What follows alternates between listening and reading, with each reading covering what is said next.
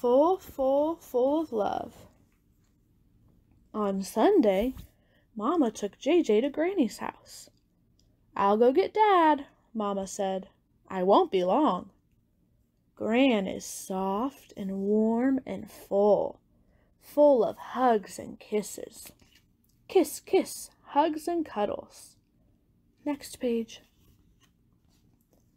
Granny was cooking. The dinner smelled yummy.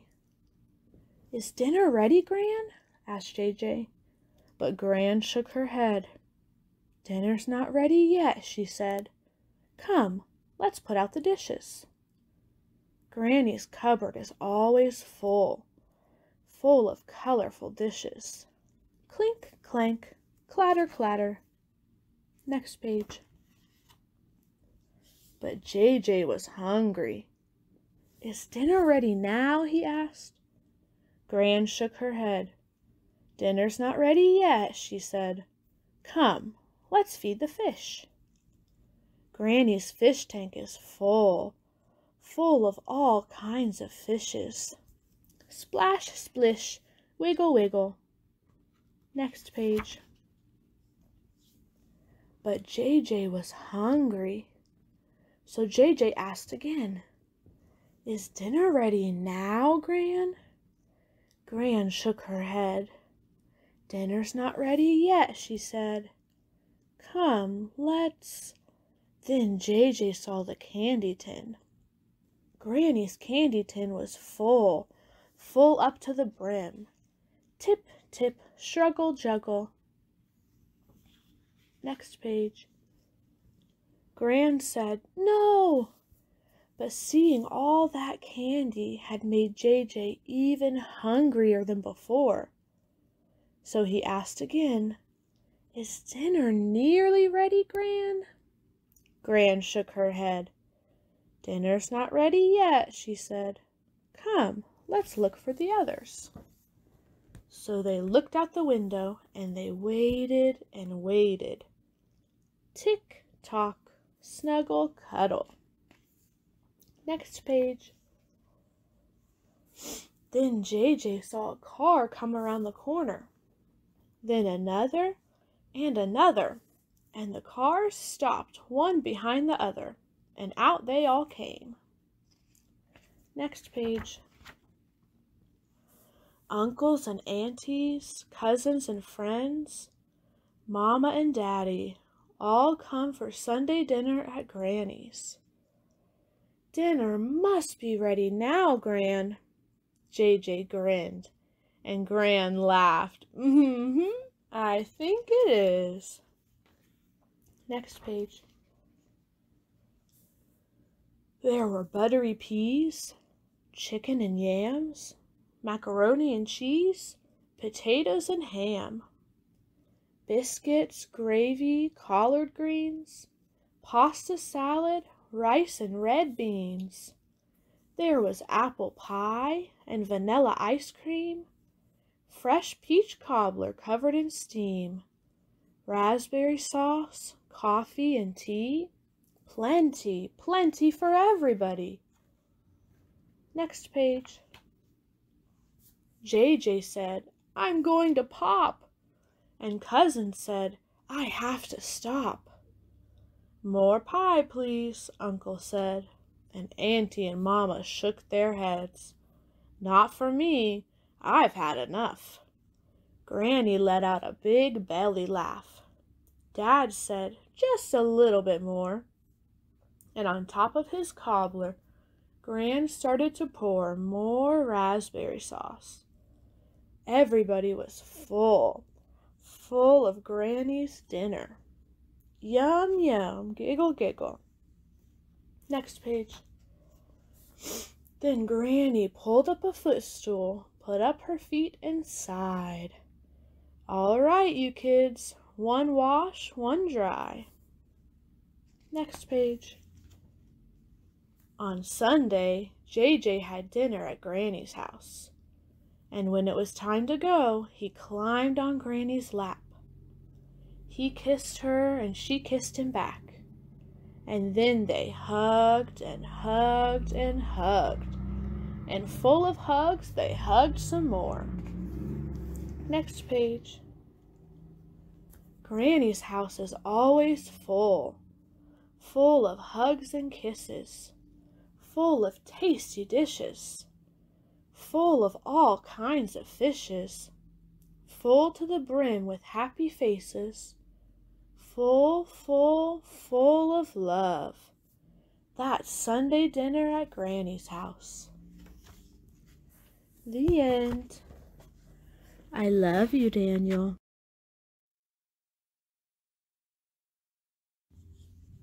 You are special.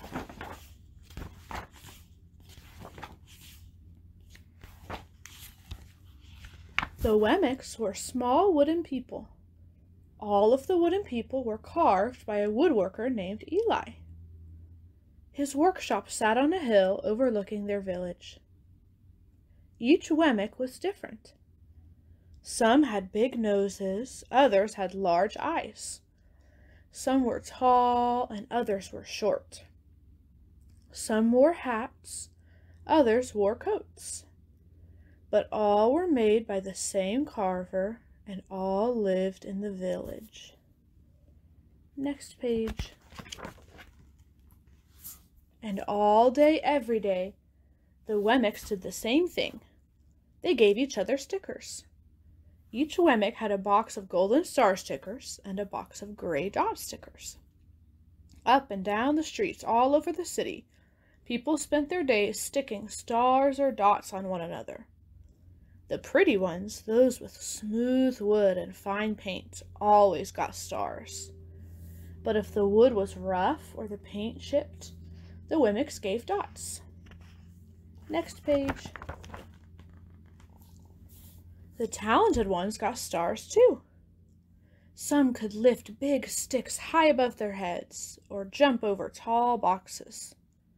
Still others knew big words or could sing pretty songs. Everyone gave them stars. Some Wemmicks had stars all over them. Every time they got a star, it made them feel so good. It made them want to do something else and get another star. Others, though, could do little. They got dots. Next page. Punchinello was one of those. He tried to jump high like the others, but he always fell.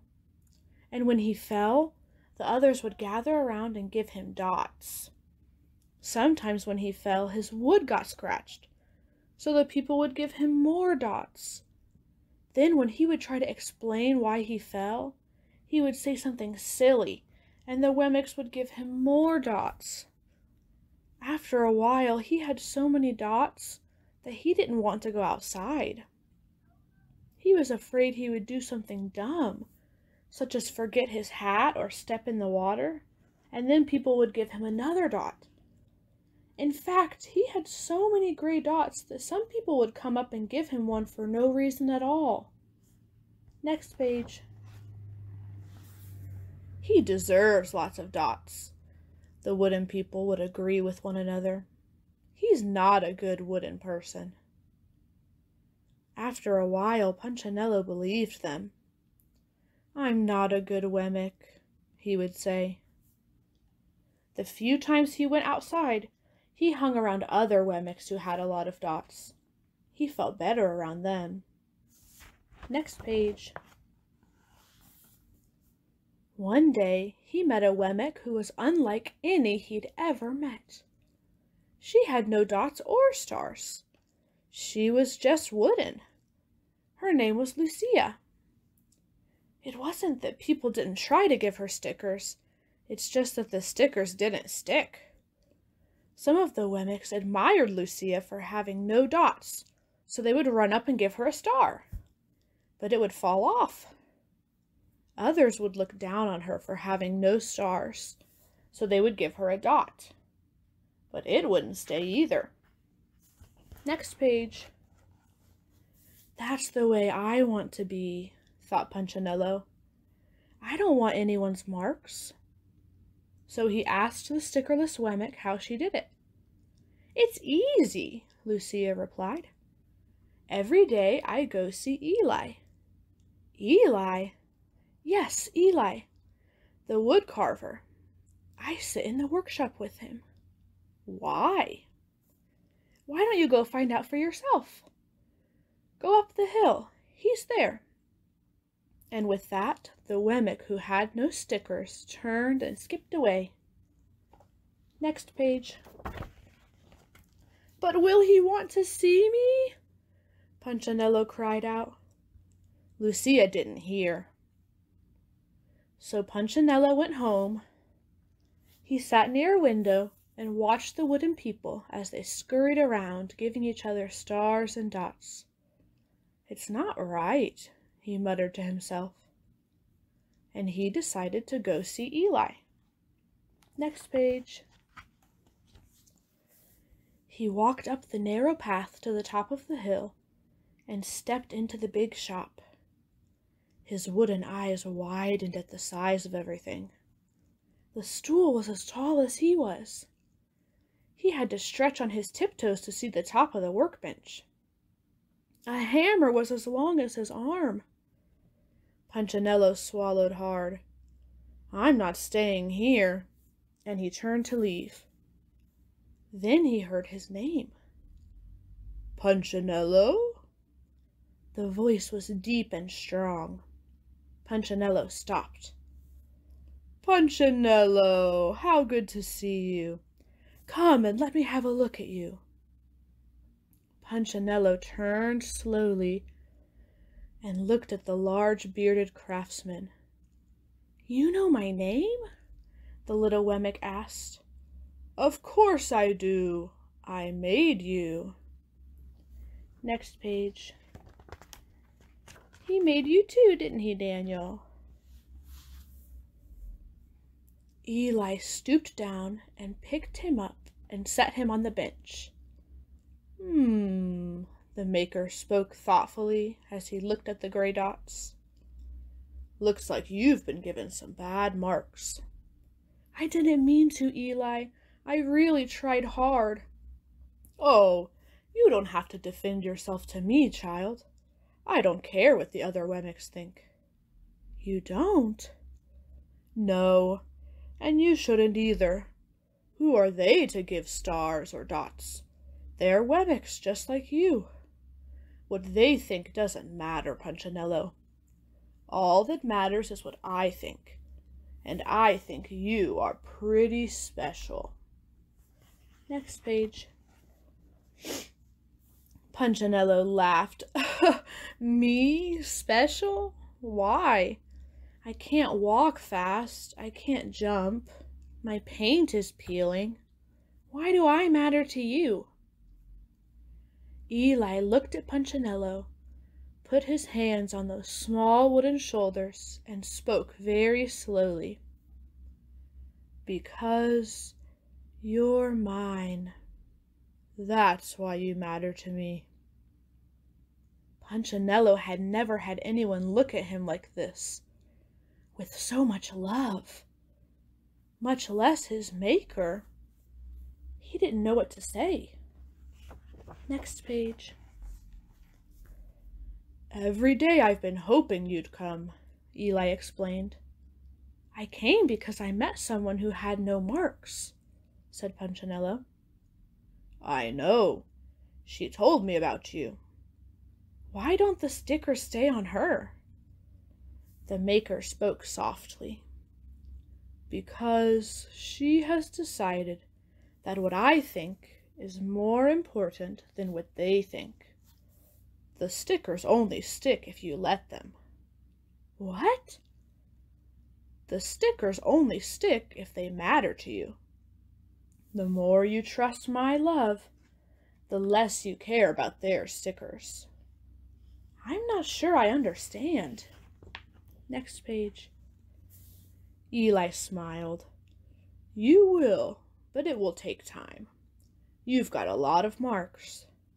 For now, just come to see me every day and let me remind you how much I care. Eli lifted Punchinello off the bench and set him on the ground. Remember, Eli said as the Wemmick walked out the door. You are special because I made you, and I don't make mistakes." Punchinello didn't stop, but in his heart he thought, "I think he really means it." And when he did, a dot fell to the ground. The end. I love you, Daniel.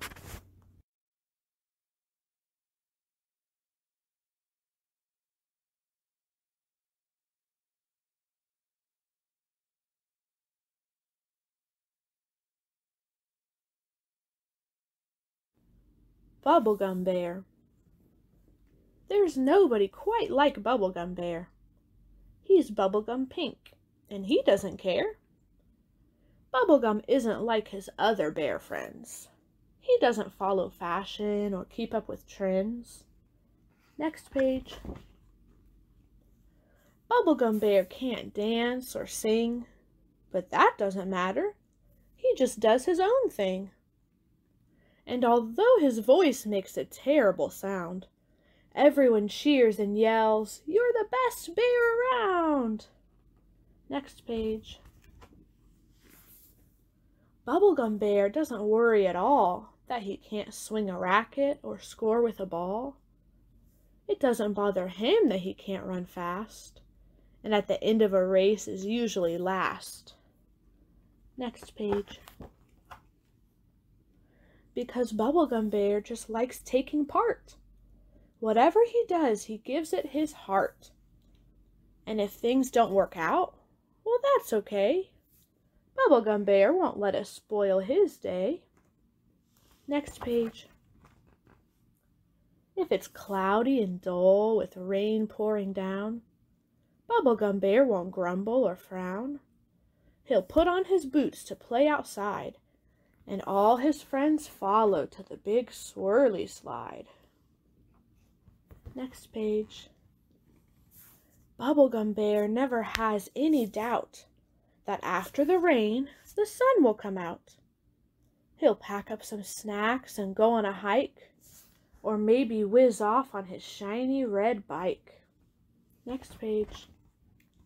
Life should be fun, cries Bubblegum Bear, as he bounces up and down and flies through the air. Bubblegum Bear is as happy as can be, acting like a pirate, sailing out to sea. Next page. And if Bubblegum's friends are feeling sad, he hugs them and says, "It's not that bad." They have so much fun playing happily together. His friends think he is the best bear ever. Next page. Bubblegum says, "There's nothing special about me." But he has a gift that everyone can see, because Bubblegum cares and is always kind too. So everyone says, "Bubblegum, we love you." Next page. Bubblegum Bear always does his best, and at the end of the day when it's time to rest, he sleeps peacefully because there's no one to compare with the loving, cuddly pink Bubblegum Bear. The end. I love you, Daniel.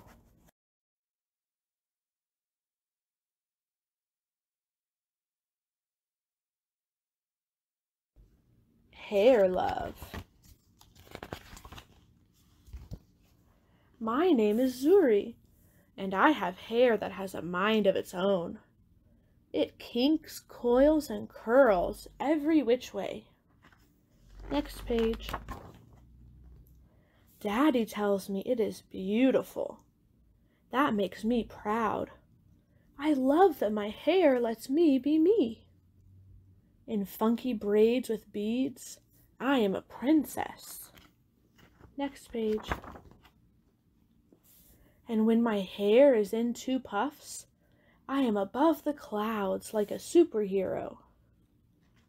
Next page. My hair even does magic tricks. One day Rocky and I were playing outside when along came the rain. From large to small it went. Presto, just like that. There is nothing my hair can't do. Today I woke up extra early all by myself. I was too excited to sleep. It's a big day. Next page. Daddy was still sleeping. Shh, I said to Rocky as we tiptoed past him. Lately, Daddy has been worn out. He makes me breakfast, takes me to school, goes to work, picks me up, and yesterday we went for a bike ride around the park. I think he needs a break. Next page. Because today is special, I want a perfect hairstyle. This calls for a professional's touch. Paws off, Rocky. Crack. Daddy heard the crash. Zuri, what on earth? He asked. Next page. I was only trying to help, I said. Daddy smiled. Can I help too? It'll be a piece of cake, Zuzu. The first style was a big no way. Next page. The second one was no better. No, Daddy. Then Daddy tried slicking my hair back into 2 puffs. Ouch, Daddy yelled. Next page. Wait a minute, Daddy said as he reached into the drawer and pulled out a pick. Ta-da! Daddy, really? I said. I'll be right back, he promised. Next page. Now, how's that? He asked, pulling a hat down over my eyes. Daddy, come on. We can do better than that. I really need my hair to be special. Don't worry, he said. We'll figure this out. Then I had a great idea. Next page. Daddy gathered all the tools we needed, and we were set. Watching carefully, Daddy combed, parted, oiled, and twisted. He nailed it. Funky puff buns. Pretty, pretty, and so much fun. Rocky approved too. I put on my superhero cape as the final touch to a perfect look. Next page. Where's my Zuzu? Mommy called from the door. She could not get in the house fast enough. Mommy! You've got to be the prettiest Supergirl I have ever seen, she said. Next page. And your hair is beautiful, Zuri. Who did it? I looked at Daddy and beamed. Mommy smiled. Very nice. Thank you, we learned from the best, Daddy said as he gave her a big hug. Next page. My hair is Mommy, Daddy, and me. It's hair love.